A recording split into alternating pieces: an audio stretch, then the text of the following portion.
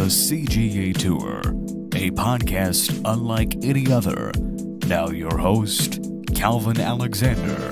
Welcome back to yet another episode of the CGA Tour podcast. As always, here I'm your host, Calvin Glen Alexander.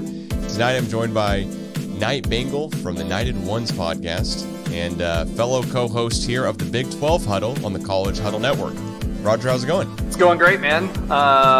It was kind of weird this week. We were off. I was glad that we got some time to heal, getting ready for Colorado and then UF. But at the same time, it's weird, being off. The good news is, though, that being in the Big 12, there's so many engaged fans, and I'm way more engaged with the fan bases and like the Big 12 as a whole. So I think there's where they say the SEC, it just means more, and people are screaming SEC at games that they don't even have a team in and all that stuff. I feel a lot more, and I think UCF in general feels a lot more connected to the teams here. And I watch a heck of a lot more college football. And with these Big 12 games, I mean, how could you not? They come down. We were proof positive of that last week. They come down to the last series, last play. I mean, Colorado, what they did this week with the Hail Mary at the end. I mean, it's just entertaining football. So, how could you not? It's great football and great to watch. Yeah, it really is. I mean, that incredible ending to the Colorado-Baylor game and that Colorado forces overtime the last play. You've got K-State just absolutely getting their crap kicked in by BYU and Provo, which I don't think anyone saw coming. We didn't. I mean, we had on the Big 12 Huddle, we had the BYU guy last week, and he didn't even expect that. So I don't think – I mean, KSU's been flirting, right? So they flirted with Tulane there for a little bit, but they just haven't been dominated. And it just – that game, BYU, they lost their running backs.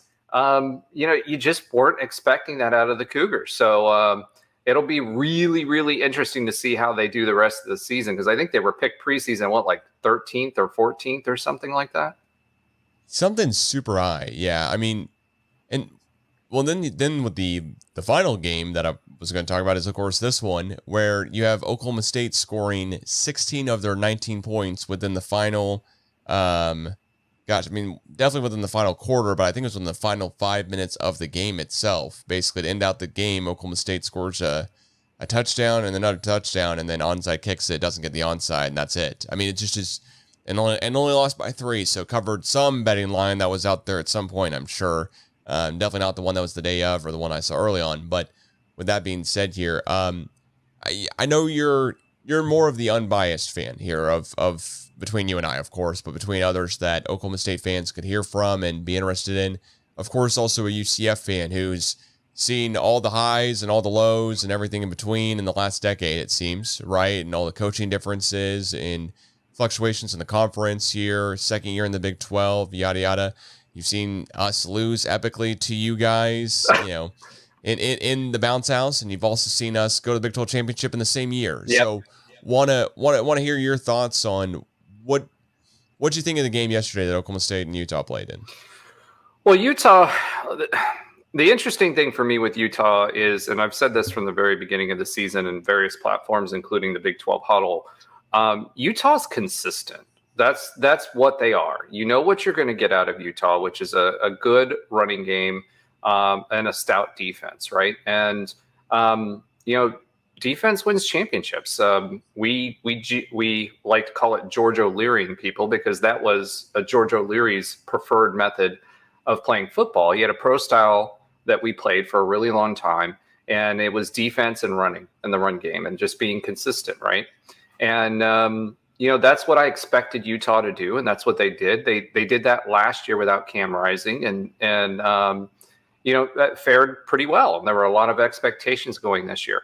What I'm not seeing from Utah is just outward domination. They're not scoring a ton of points, so they're playing a lot of ball control and trying to eat up clock with the running game, and that's what you should do against someone like OSU, who's going to pass the ball and try to go for big yardage situations. And if you have that, passing the ball is not going to be as consistent as what the running game is, right? And so last year we saw Ollie Gordon just completely annihilate the run game. And this year, it's not that he's terrible or anything like that. He's just not putting up the yards that he did last year. And so the focus has been on the passing game. And you guys have some guys that can take the top off, which is awesome. But that also means it's lower percentage, especially the long ball, 50-50. So if it's a 50-50 ball, then you got to think about, you got to be thinking about controlling the number of reps that you guys get. Now, the thing that surprised me this game was you guys did have 44 passing attempts. And you guys do have the ability to pass the long ball, but you only average 5.4 yards per attempt. So, for me, that was the tough part of the last game. And finally, you guys started clicking in the fourth quarter, and you started looking like the team that I was expecting you to be, right? So this was a typical, hey, we're going to play fundamentals, we're going to grind you out, we're going to play defense versus, hey, we've got an offense that can really, really click. And it just didn't click until it was too late. Yeah, there's a couple different ways I could paint the game. I'm hoping as an Oklahoma State fan, it's this. Utah played the way that they would have played with Cam Rising. Either way, they would have played the same type of game, even if he was fully healthy. They were not going to throw it on us for a bunch of yards. They were going to grind it out. They were going to win a muddy game, if anything, right? We were going to win. If we're going to beat Utah, we are going to win by airing it out deep to start the game and then being able to ground and pound later on throughout the game where, Mike Gundy said it in a couple different times last week. Ollie Gordon seemed to get stronger as the year went on last year. But then I think about how the game all played out. And I'm like, this is the second year in a row with Gundy that you're losing the conference opener. This is the, last year we lost at Iowa State. This year it's at home. But this could be the best team in the Big 12. But it also could not be. Utah's not played anyone, granted. They go play Arizona this week, and then at Arizona State, and then the other ranked opponents on their schedule as of today is BYU, and I believe also that they play, oh gosh, my mind sleeps here as well. But then they play Colorado. They play a bunch of other ones as well, too. So we'll see who they really match up and who they look good against. The point being here is that I'm really hoping that this Utah team just has a really, really good offensive line and a really good defensive line, and we just had nothing going on offense really at all. I mean, under 50% completion rating from both quarterbacks. Well, the difference was the run game. I mean, honestly, 456 yards versus 285, right? And 207 versus 237 on passing yards. The difference was, 48 rushing yards for OSU. I mean, you're not going to win a lot of football games when you put up 285 yards and only 48 of them are rushing yards. Now, they averaged 3.2, but you only had 15 rushing attempts. So you get behind early, and that's what happens. We bailed on it early. I mean, we bailed on the running game early, it seemed, of, okay, let's do something else because this just isn't working. And, I mean, Ollie Gordon touching the ball 11 times, but I mean, he was at 3 receptions as well. So in total, your best player on the team, your theoretical best playmaker, yada, yada, all that type of stuff, didn't touch the ball 15 times when you had 60 snaps. And so there's just, and I'm rounding here by 1, it's 59. Point being is that we did not look good in really any aspect of the offense in my mind, because the passing game, we had some plays, but Rashad Owens just half-asses a route running down the field, but the game at that point's maybe it's out of reach, there's no chance. And when you have players like that who are just kind of giving up and not doing enough or doing as much as they should have, I don't want to put Owens on blast here for one play either. But it just seems like, man, at some point the tide turned and everyone on the team just kind of just stalled out. It was like, all right, we put in the backup. What else can we do? Anything going? Nope. All right, whatever. Well, let me put it to you this way. So a couple things, right? One, I have not watched enough OSU football this year to answer this question or not. I mean, I've watched 2 games so far. People who play high-octane offenses with a lot of snaps, offensive snaps, people like Josh Heupel, who's being really successful in Tennessee, people like Scott Frost, etc. Their whole thought process behind a receiver is that if they know the ball isn't going to them, that they encourage them to jog so that they can be more fresh against those defensive backs who may have to cover somebody else depending on what scheme that they're playing, right? So that's their whole thought process behind it, and to be able to burn them for the big plays. And I don't know if that's what Gundy's doing or not, but I can tell you this right now. I get that you got behind, but it's not something crazy, right? For UCF last week against TCU, what did? We leaned into our run game. Now, obviously, do we have a great run game? Yeah. Whereas we just surpassed Army, which is typically the leader because that's all they do, right? But, at the same time, 15 rushing attempts is not going to win you a lot of football games. It doesn't matter how far behind you are. I mean, the final score, Utah only put up 22 points. They put up 0 in the first, 10 points in the second. So you go to halftime. Then they only put 3 up in the third, and then 9 in the fourth. So OSU did enough defensively to win this game. They could have leaned more heavily on their rushing attack.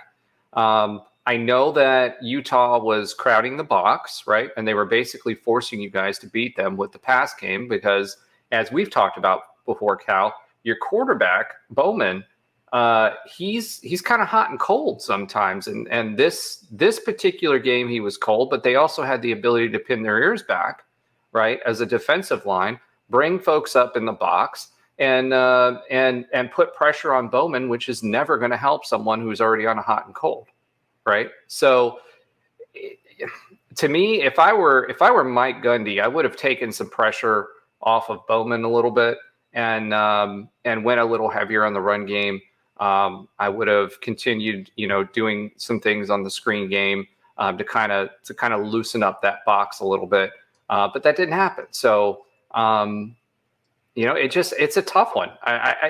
It's hard for me to say because, for me, I look at the numbers. Having watched the game, whether they gave up or not, when you basically stop running the ball, you're sending the message to your team that they're going to outpower us or outmuscle us. You've got to set the tone with the running game at some point. And you can't do that with 15. Not in a game that, was within, it was 10-3 at half. It was 13-3 in the third quarter. It didn't get out of hand. So I feel like that was on Mike Gundy. I don't know what he was seeing where he thought the run fits were just not going to work out for him. And I get it's strength versus strength, right? But at the same time, sometimes you just got to buckle up your chin strap and run the ball and play big boy football. And you've got someone like Ollie Gordon back there. You can do that. You've proven that you can do that. You did that last season, right?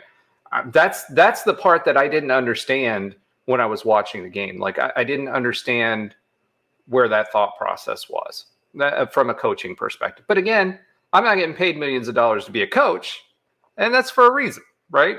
So that I can Monday morning or Sunday evening quarterback here. Yeah, I'd say, this year overall, this has not been a run blocking team. Last year we finished 102nd in the nation in run blocking, and this year so far we're 120th out of all FBS schools. That to me is not indicative of how we will finish the season. I think we'll be better than 120th. We're not going to face Utah's defensive line and Arkansas for what it matters. Defense, it's defensive line and offensive lines. But then again, it's the rest of the Big 12 play. We're going to face Colorado. I would assume Ollie Gordon, after watching the Baylor game, Ollie Gordon will run all over Colorado. That it won't be even that close. But who knows by the end of the season where we'll all be. Maybe they'll be getting a lot better too, and I'll be in my crow. I just couldn't get over how.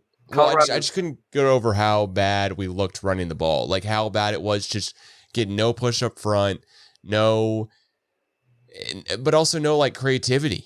When it came down to it, after the first quarter, it was like, hey, you know what? Let's just stick to what we know works because Bowman just looks real unsure of himself. He finished the first half 8 of 22 passing. So, okay, let's put in the backup to start the second half.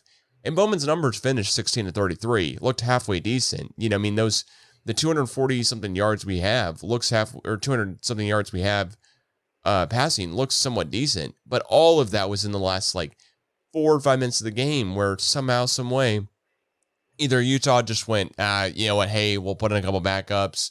The score at the end of the day is, it looked like they had backups in at that point. I'm just saying. It really did. I mean, like, something clicked all of a sudden out of nowhere. I don't think that's what they did, but after the receiver kind of shows up our corner who tried to dive and make a play on the ball, and he missed, and then their receiver's able to walk into the end zone and put him up 22 to whatever it was at that point, that really hurt. That sucked. And then I think after that, they probably let up a little bit, and that's how we scored 19 within the final 5 minutes.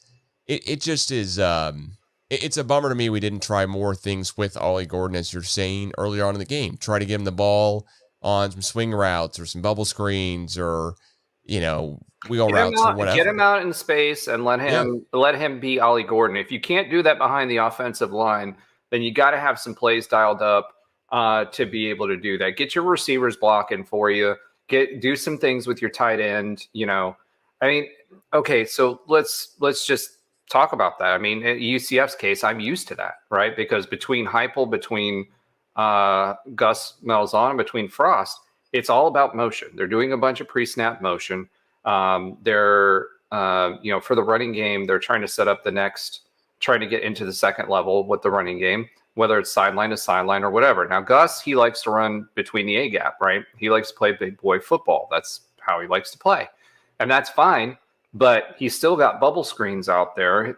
We've got tight ends, blocking tight ends that can do things. He's scheming a lot of different movement so that switches and plays and games and what games are, for those of you that don't know, the offensive line is switching, the defensive line is switching positions as that's called a game, right? So they're doing a bunch of that stuff and a bunch of that movement. So if you don't have an offensive line that can run, then use your short passing game, dump it out quickly, and let your star running back be who he is. Get him some breathing room, some space so that he can get into the second level and just go. I mean, Ollie Gordon's a massive human being. He's not a small guy, and he can move too. So if you can get him into space, and you get him into one-on-one situations, he's going to make people miss or he's going to run over them. And that just didn't happen this week. And I don't know if that's not in the playbook or that's not what they practiced or what. Gundy's been really successful over the years, but I don't know if it's the players or if it's whether the coaching staff just didn't want to focus on this year, but it doesn't seem like you have that in the playbook very much, or not very many play. I would imagine Gundy will change that over the season. Yeah, to kind of say, on every Big 12 podcast that we do, you said it the last one recorded and you put it real well. So maybe if you can remember what you said exactly, I'm like the sheepish OSU fan or the most worried fan. I mean, just everything has a little bit of a, well, if we do this, then maybe we can. I'm just very unsure of all the wording around Oklahoma State football. And this game is a prime example of it. You come into the game and you're like, Cam Rising might or might not play. Then all of a sudden, he doesn't play. They're playing a freshman quarterback who I had no idea who he was coming into the game, really. I just knew he played the last week because Cam Rising sat out because he injured his finger 2 weeks ago, but was told maybe he could have played last week if he really had to. And that to me is just very indicative of how Oklahoma State played this game, going, hey, you know what? We're going to play very, very close to the vest. But also, when we went down and we scored in the opening possession of the game, and now granted, we only scored 3 points, of course. But with that being said, we were trying different things. We're putting 3 guys in motion right before the snap, trying to look a little cuter and do some things. It didn't work, but we were trying a bunch of things. And then right after that, it was like, hang on a second. Second possession of the game, none of that worked. We were stalled immediately. We had several drives that were a total of 20 to 30 seconds. We had the ball for 17 minutes the whole game. I mean, Utah just dominated the time possession and really wore us down. There are so many different stats that I could look at to back all that up. It just is. The key thing is just that this exact game is like what it is like being an Oklahoma State fan. You're in for one of these a year. You're in for one of those like coulda, shoulda, woulda, won. If we just coulda, shoulda, woulda done one or two things. Like this was in the palm of our hands. We only lost by 3 because we scored basically at will in the final 5 minutes. It was just too little, too late. Yeah, I mean, and I will say this too. Let's put that out there too, right? So with motion, there's 2 things that you do, right? So you run different sets or the same motion and run different sets out of that motion so that you know, if it doesn't work the first time or the second time, then you go to option B out of that motion, right? And so in order to do that, you've got to kind of stick with it, right?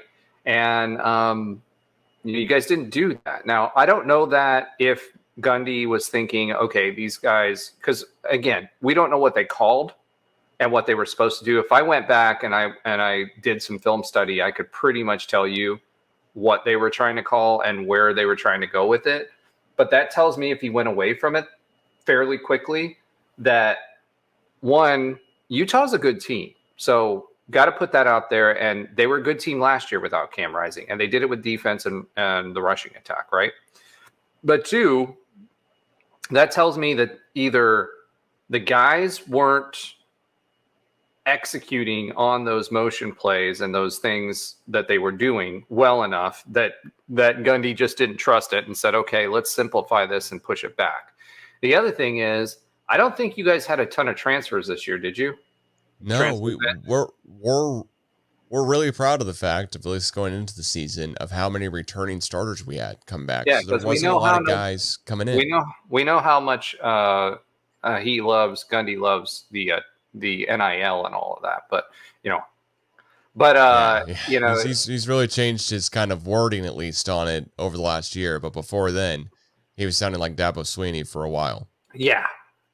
Well, hey, hats off to Dabo. They put a whooping on this past week. But that being said, like, I feel, to me, it just felt like he wasn't seeing something on the execution that he didn't like, or he didn't have enough plays in the playbook to take advantage of setting that up and then doing something different. So that was one of the 2 things that happened there. And that's why Gundy said, all right, let's simplify it. These guys aren't executing.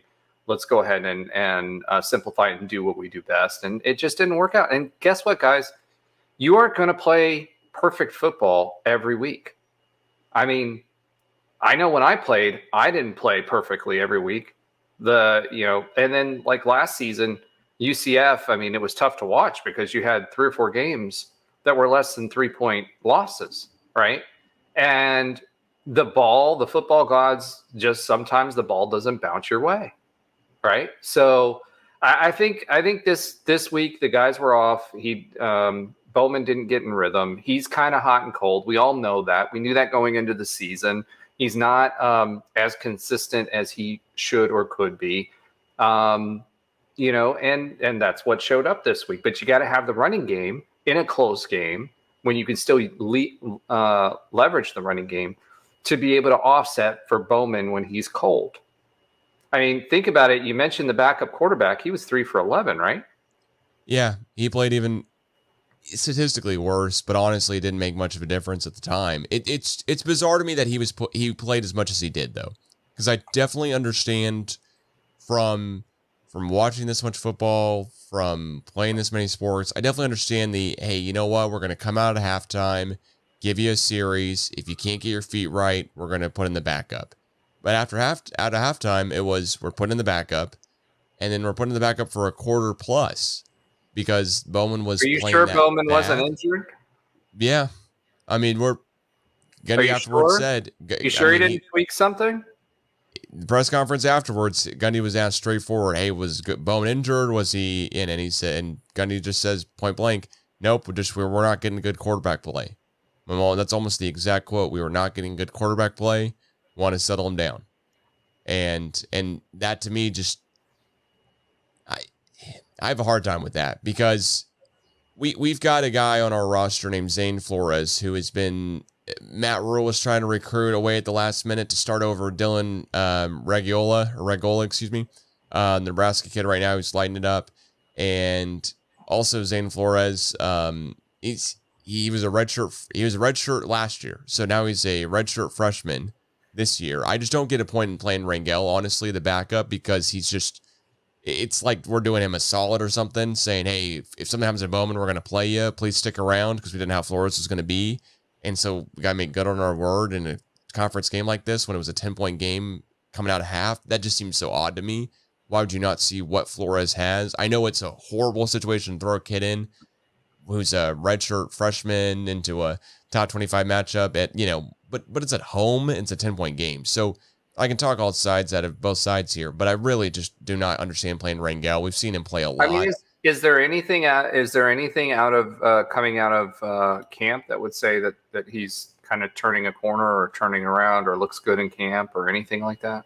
All fall camp was Flores is the next greatest thing. Can't wait until he can get under, under center, or in the shotgun, either way. And the guys that I done a lot of podcasting with here at the Oklahoma State Pistols Firing Blog, they ran through 100 simulations of the Oklahoma State football season through College Football 25. For whatever it's worth, the one thing that happened, if it did happen with Oklahoma State, was they put in Zane Flores to try to change it up, because the guy can just he was known as, haven't seen him touch the football, have not seen him touch the field for Oklahoma State, but he's been seen as a guy who's going to be the next guy for Oklahoma State, who's a very athletic but very, very good quarterback. He's like if Avery Johnson, the rumors are, right? It's all rumors. So who knows? It just would have been more fun as an Oklahoma State fan to sit there in the stands yesterday and go, all right, well, this is what Flores looks like against a Utah team. Because we've seen Rangel play in when it was the three-headed Oklahoma State trio last year, and Gunnar Gundy and Alan Bowman, Rangel were all suiting up. And then the year before, if you've got three quarterbacks, you got no quarterbacks. That's what that means. It's the same thing at Florida right now. Oh yeah, but we've seen Rangel play. This is the third year now that Rangel's taken snaps for Oklahoma State in a weird enough situation. We saw him play after Spencer Sanders went down. We saw him play last year to start out the season, and we saw him this weekend too. And he's never showed something of like, oh my gosh, look at that dynamic mobility. He did show a couple of times that he could make a couple passes that looked a little bit. Do you want more strength in him? Do you want to throw Flores in a tight game versus a ranked opponent when you guys are undefeated going into it? Do you really want to throw Flores through the Lions' den there?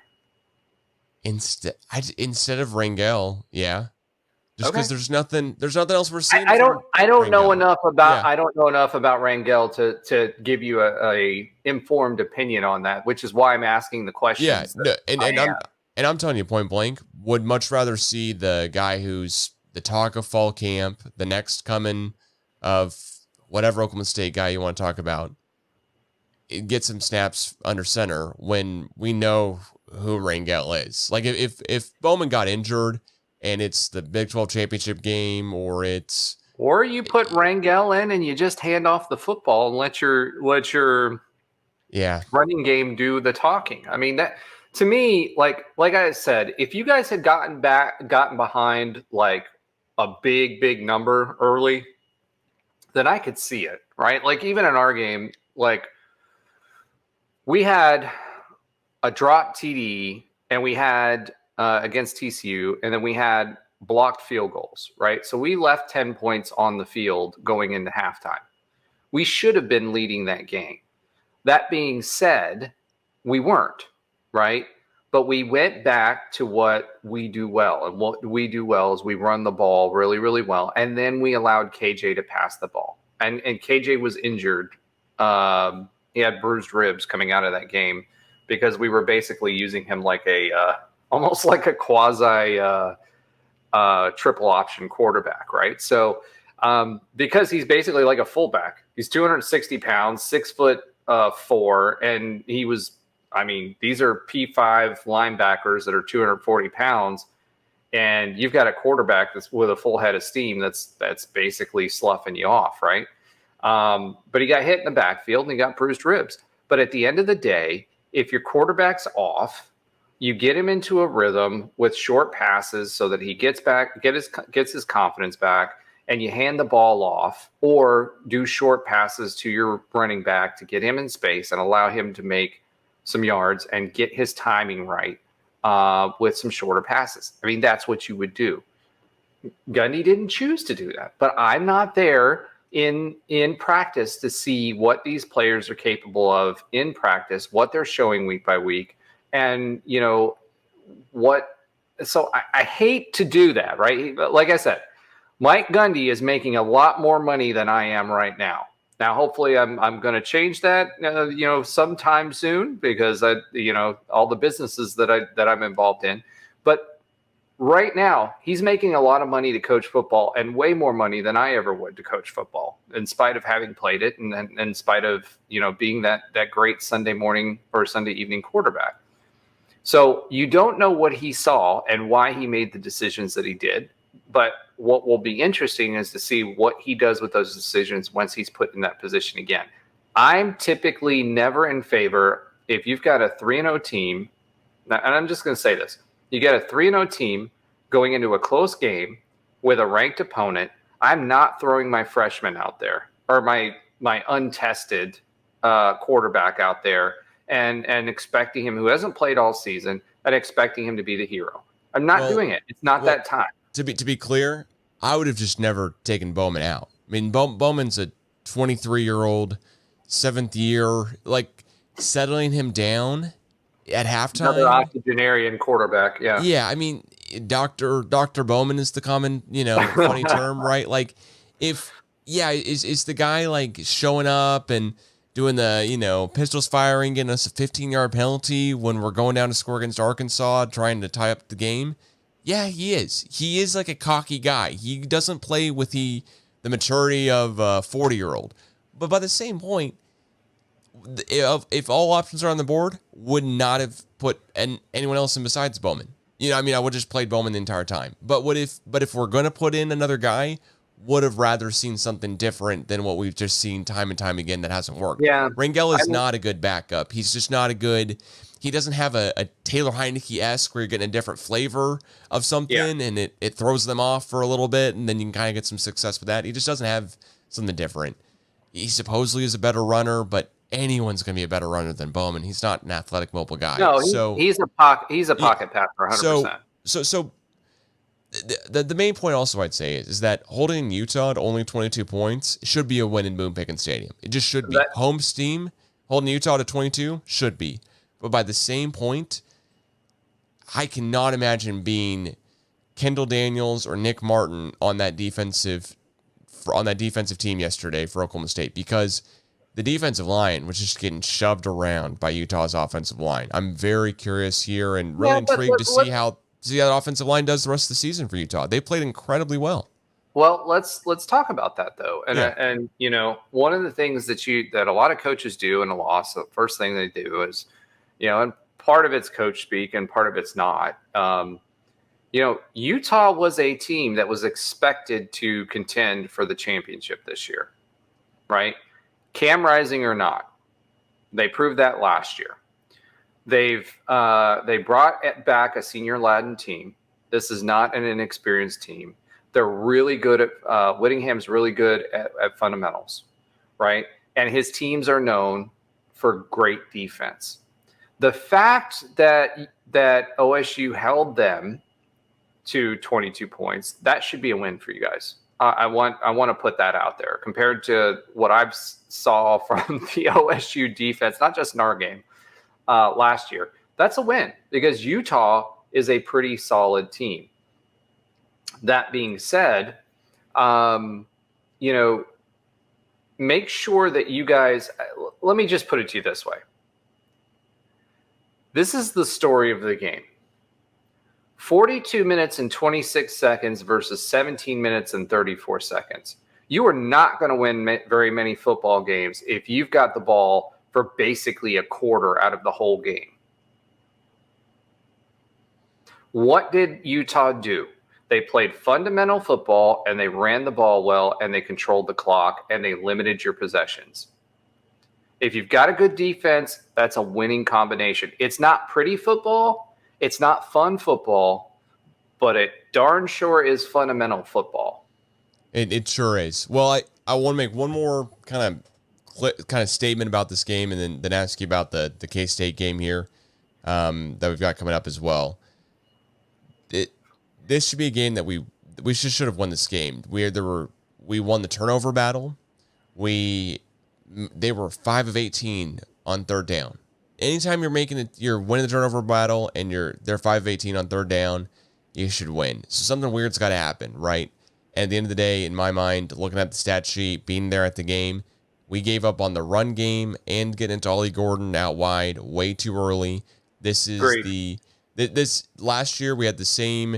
I don't want to say the exact same issue because it's two totally different years of football, and now teams know to stack the box against Ollie Gordon. They now know, whereas last year, at least to start out the year, they didn't. I'm sure everyone caught on real quickly. Well, I mean, you lost Bowman. You lost Bowman for a while, right? So you went all in on Ollie Gordon.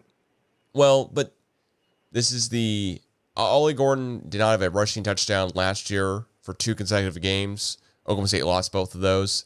This year, this is the second consecutive game. He didn't have a rushing touchdown last week against Tulsa. All due respect to the Golden Hurricanes because they were great guests on the podcast, but they're not expecting Tulsa to do anything this year at all. And in fact, we didn't have a rushing touchdown last week. We put up 40-plus points. It was worrisome coming into today against Utah. And I should say yesterday, excuse me. And this is another game where Gordon doesn't get in the end zone rushing the ball. And you know what? Into the game against Arkansas, back-to-back Ollie Gordon touchdowns.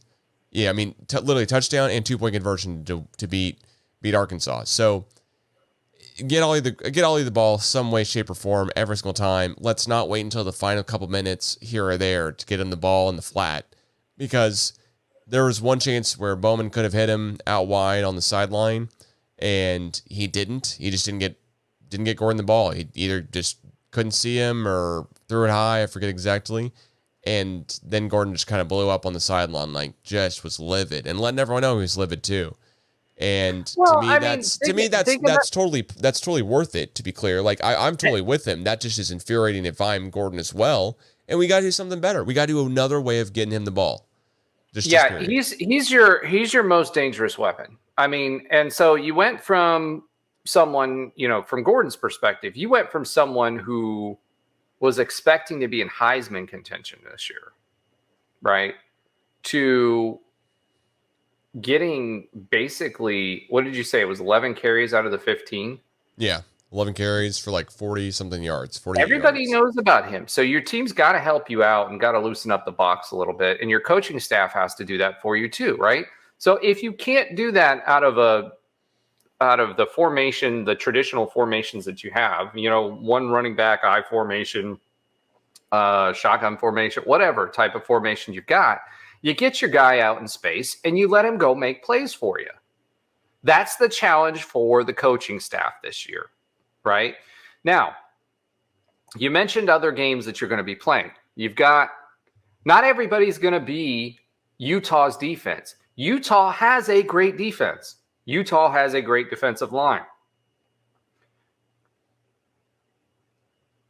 Coach Gundy, I mean, I know when you're out at the old folks' home talking about the game pregame, which I think is awesome, by the way. They're remembering three yards in a cloud of dust, right? Not 3.2 yards per average, and only doing it for 15 carries, right? So you gotta. It's going back to fundamental football. You have to have a running game to allow your team to take pressure off of Bowman, especially because Bowman is not a running quarterback. He's not an option that's going to, if they dial in on Ollie, it's not like Bowman is going to be able to run, right? And so if he's a pocket passer, you're double dipping basically, because if he doesn't hand the ball off to Ollie Gordon, then they're going to be able to read their keys, and depending on the formation and everything that's going on, they're going to harass Bowman. And if they harass Bowman, being that he's a pocket passer, he doesn't climb the ladder that well, right? He's not a mobile quarterback, so he's not going to be able to get out of tough situations and throw on the run. So that sets you up for failure. So the only thing you can do is either get a tight end involved, right? or get your screen game involved to loosen up the box. That's Gundy's challenge going forward, because everybody knows, just like TCU, what did they do? What did the previous people that we did? They said, well, we don't believe KJ can throw the ball well enough, which I don't know why, because if you look at Arkansas, he can throw the ball when he was at Arkansas, right? But what did they do? They stacked the box, and they tried to get the ball out before our defensive line could eat, because we have a really strong interior line. It's the same thing that you've got to make decisions on for OSU. Now, you mentioned Arizona. You mentioned Arizona State. What's Arizona? They're a passing team. That's all they're going to be able to do. They've got one receiver, and as long as you can stop that connection, you're good to go. Arizona State, though, little different story for OSU. You've got to be able to stop Scattaboo. And that's the craziest name for a running back, by the way. It's like, cool though. I mean, we play them November 2nd. We play Arizona State at home. Yeah. That's our homecoming game. We chalked that one up, of course, homecoming as like a guarantee win. Usually we play KU or old Big 12 days, Colorado. And oh my God, KU, bro. They got to stop the turnovers. Neil looked decent. And I'll say this about KU. KU in the second half of that game, late in the second half of that game, reminded me of KU that we were expecting with this quarterback, right? Yeah. Before that, it's been turnover city. So if KU can dial that back this year, honestly, if they were at homecoming, I would still dial that up as a win. ASU is a dangerous team because they can play a little bit of defense, and B, Scattaboo is really hard to tackle. Like, he's not going to go down with one tackle. So with OSU's D-line, it's going to be up to OSU's D-line and linebackers to make sure that they're gang tackling going forward. Otherwise, they're going to have a long season in the Big 12, because teams like K-State, Avery Johnson is kind of finally coming into what we expect him to be, other than the turnovers, right? Long term, he's going to be a great quarterback, but what is KSU known for? Offensive lines and really good line play and running the ball. And Avery Johnson's a mobile quarterback that's going to make it tough for you guys when it comes to running the ball. So, K-State's going to be a really interesting game. I'm not sold on their defense. Tulane, what happened with Tulane? Tulane's a good ball club. They're a good football team. They're going to do well. They've got a freshman quarterback that looks like he's going to be a star going forward. I doubt that he finishes his career at Tulane, to be honest with you, in the era of NIL. Their running back is pretty solid, but K-State, your defense is spotty. You get a good team that can be consistent for 4 quarters, and they're going to blow them out. What I saw versus BYU, you get a fundamental football team, right, who's doing things fundamentally. That BYU's got a great defense. They're turnover prone. KSU, yeah. They are turnover prone, right? And you can beat them. Kansas State is beatable. And what I've saw over the past 3 or 4 games is they've been flirting with it because their defense and their turnovers. That's going to be the key to the game against Kansas State. Yeah, their Utah's running back had a career high in 182 yards against us at home. Don't want to think about how that K-State's running back DJ Giddens is going to do, who's also kind of the same but size. Avery Johnson is a good mobile running back. Also true, yeah, too. I mean, just saying, like, I'm scouting K-State. I mean, they've got a running back who's a similar build to Ollie Gordon, and we just gave up a career high to Utah's running back yesterday. So, like, all I'm going to say is be glad you're not playing UCF this year, because from a running back perspective, that would be a really tough game for you guys. At least right now, I don't know what we did last year to help us in the running the run stop for some games, but also it's just really inconsistent last year overall. In our run defense, because some games we looked great, and some games like when we played UCF. I remember that vividly, going, "What is going on here?" And then we played BYU at home to end out the season. What is going on here? But then we'd show up in other games, down the stretch against OU. They didn't have much running success. We held them to 24 points at home. OU was not a good team last year. We should have beat them last year too. And that's a yes, granted, 3 games by less than 3 points, UCF team, but OSU was not very good, or OU was not very good last year. They were not a dominant running team. They had Dylan Gabriel, and we know Dylan Gabriel very well because he played for UCF before he transferred, right? And that's a deep ball threat. But OU's lines were not very good last year at all. So, well, maybe I shouldn't hang up on the OU thing then. But I mean, we played pretty good run defense against other teams and stopped them because we were 10-4, and we lost to South Alabama. It's one of those losses, so it's not like we racked up all good stats early on in the season against non-conference teams. But 2 of the games were against Central Arkansas and Arizona State. Well, we got to figure out a way to stop them off the field because you had Ollie Gordon running for 200 yards a game. Dude, when you have 17 minutes as a former defender, having played as a former defender, right? If you've got 17 minutes of time of possession and you've got 3 quarters, you got the ball in the hands of another team for 3 quarters, especially a running team, right? It's gonna wear you out. Doesn't matter how much depth you have, right? It's gonna wear you out. You cannot win football games with 17 minutes of time of possession. That's it. Well, this is definitely the answer yesterday. It just has been really mind-boggling so far. We beat Arkansas when we had almost half-time possession, but we couldn't stop their rushing attack either. Their offensive line was just pushing us over. And I know they're. I don't know what you think of them. SEC line. I don't know what you think of Arkansas, because I could probably hear it both ways for me in my head. But they just killed Auburn yesterday. It wasn't even funny. Yeah, but Auburn is trash. And right, so I will tell you this right now. Hugh Freeze has lost the locker room. Well, it just depends on what you think of, each team, right? Because, if I want to say, well, I think Arkansas is kind of good, but the only reason why I'm saying that is because against us, they almost won, but then they play Auburn yesterday, and it's like, oh, Auburn couldn't even beat anyone. Well, all right, then is Arkansas that good, because they beat someone who's horrible? Arkansas is a better team than they were last year.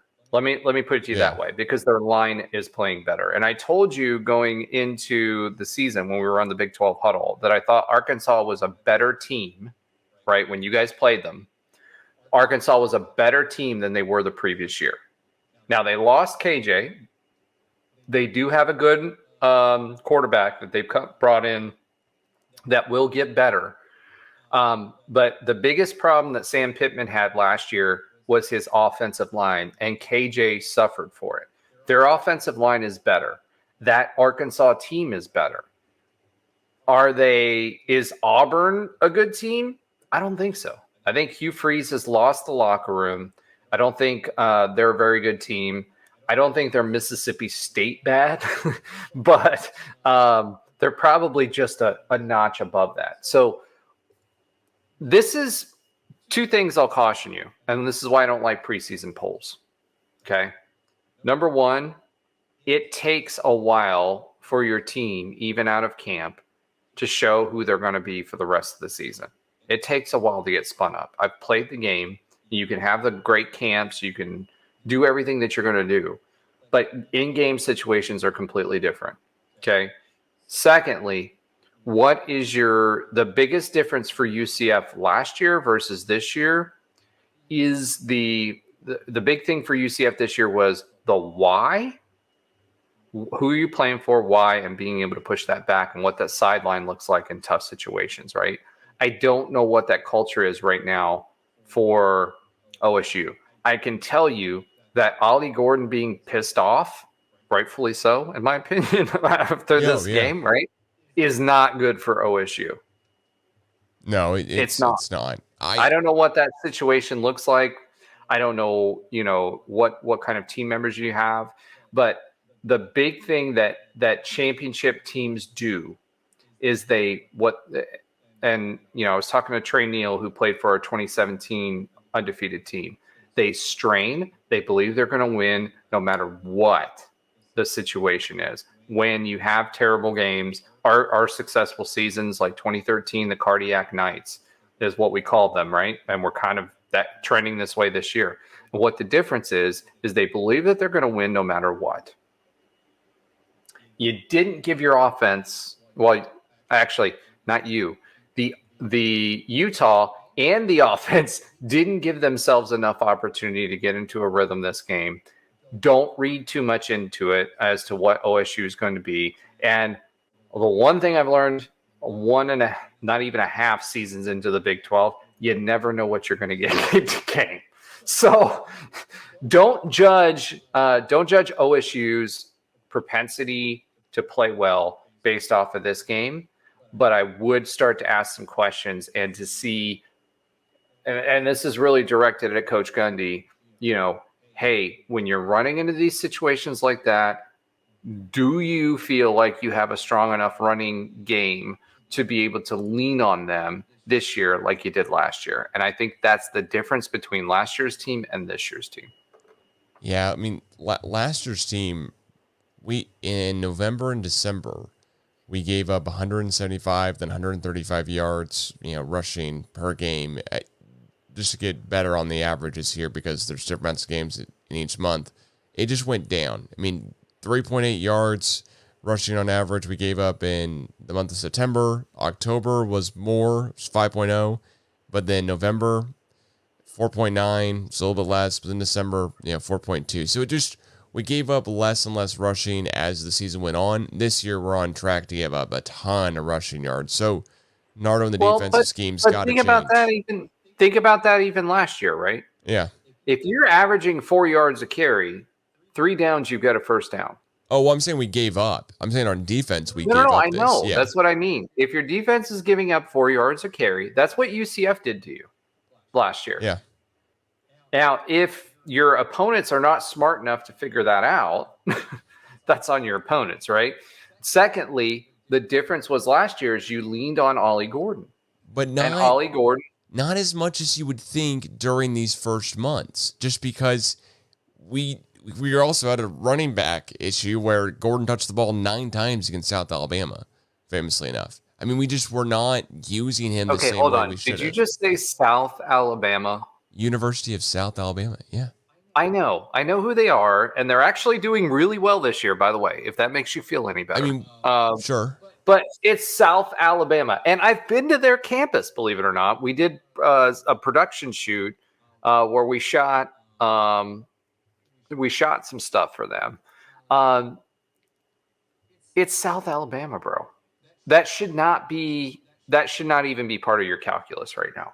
Well, because they're that bad and we lost to them last year? I just don't. Well, no, they're not bad. They're actually pretty good this year, but I'm talking about from a division standpoint, right? No, look, we've talked about this on the Huddle, right? There are losses that just confound you when it comes to OSU every year, and you were waiting on that one, right? I was waiting on the UCF game and then the K-State game the year before, which we got to go back to Manhattan this week, so we'll see if we can have revenge from the 48-0 loss we had 2 years ago in Manhattan. K-State is a difficult team in Manhattan. It's going to be.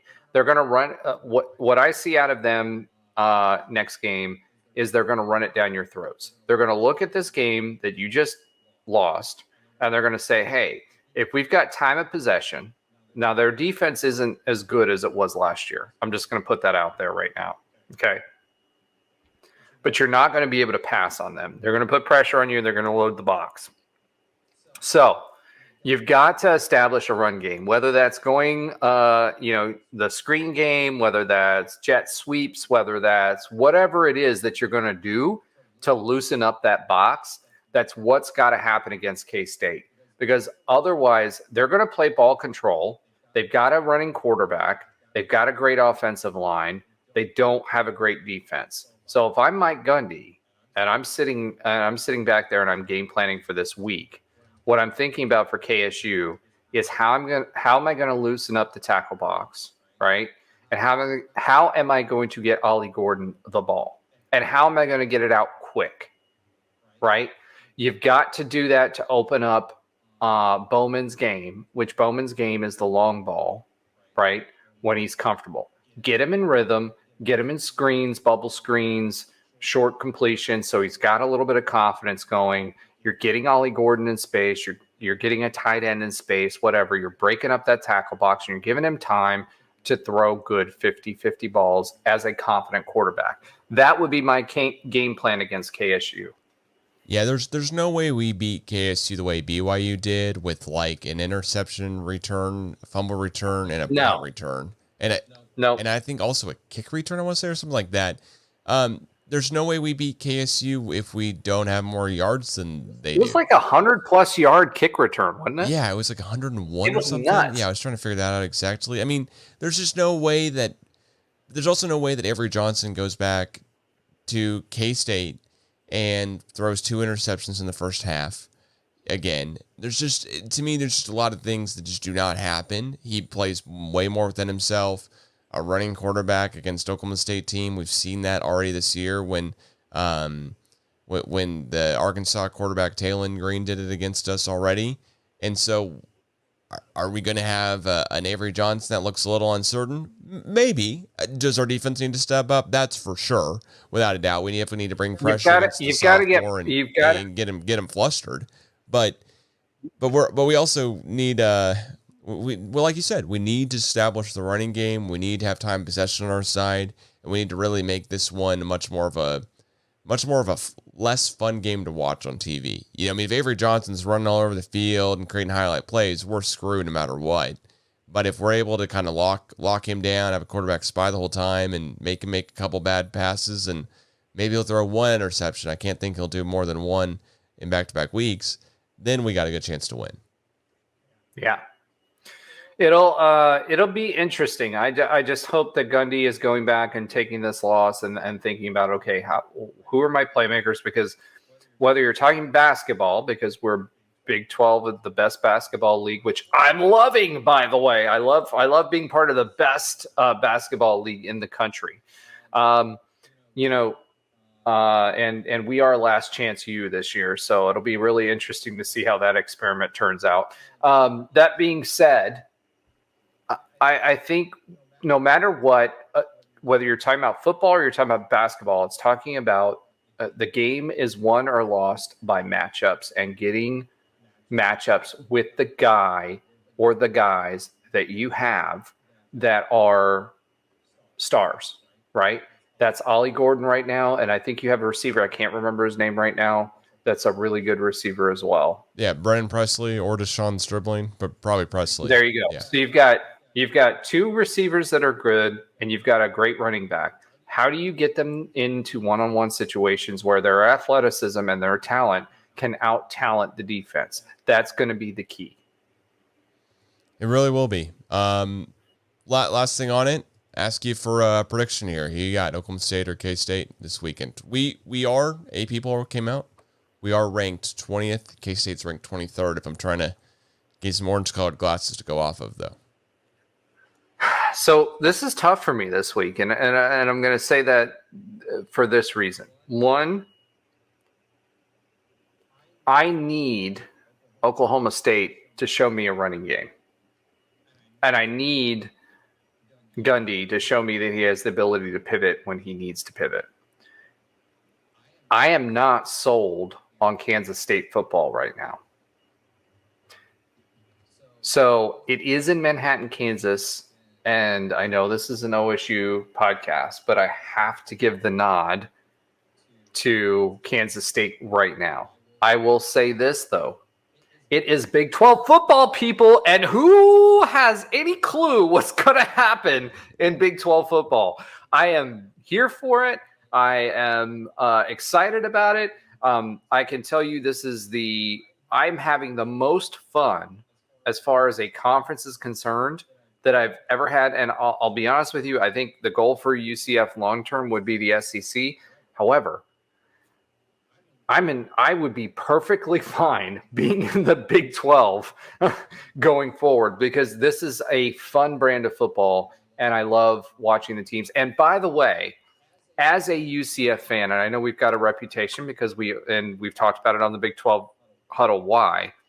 Absolutely love being part of this conference and absolutely love the support for each other, and absolutely love the fact that all of these teams, no matter what happens week to week, it's going to be an exciting brand of football. So I told you, I think last year, right, when we started this, or before our first season in the Big 12, that OSU, I would love for OSU to be our new rival, because we don't have any.